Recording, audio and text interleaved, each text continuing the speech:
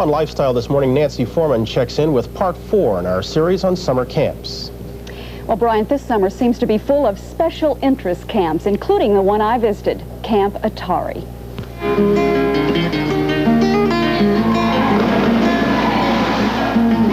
Set it up. Don't hit it, Jen.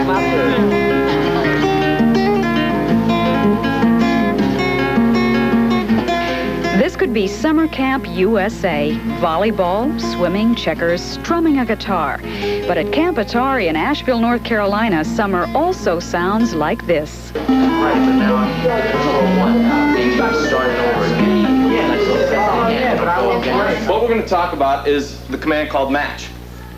All right, now what happens when the computer executes an accept command with a string variable? Well, there's something called an input buffer. Don't worry about the name. What it is it's like a little box. And what it's going to do is it's going to look at each one of those character strings and sees if it matches the input buffer. That's not a foreign language, but it might as well be. It's called Pilot, one of several computer formats taught and spoken here. We want our children here to have a romance with computers. It's kind of a romantic notion.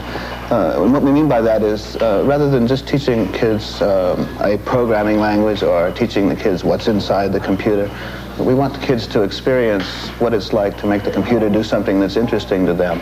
Our curriculum is broad enough so that kids who are interested in graphics can do that. Kids who are interested in using the computer as a tool for manipulating data can do that.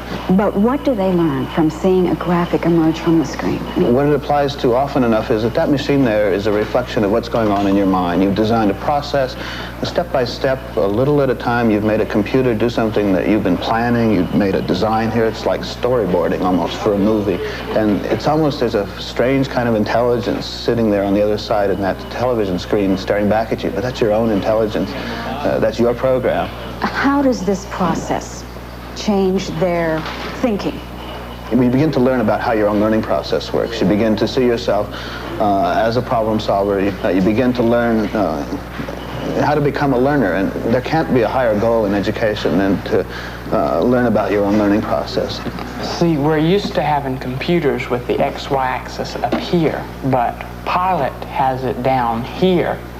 And we're not used to that, so we had to figure out how double negatives worked. Usually at home, I program about 6 hours a day. What do you get out of it? It's fun. You get the pleasure of seeing your program run.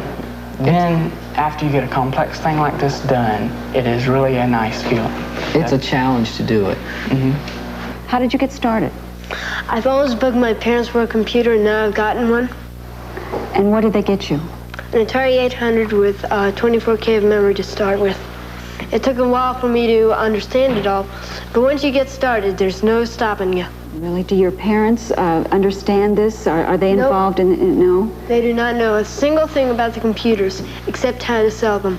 It is the technology of today. It's not just in the future anymore. And it's well for parents to start thinking about what's this all about. And it does require that you spend some time to interact with it and learn what it can do. There will soon be more family computer camps where kids and parents can learn together. And guess who will probably learn the fastest? We'll be back after these messages.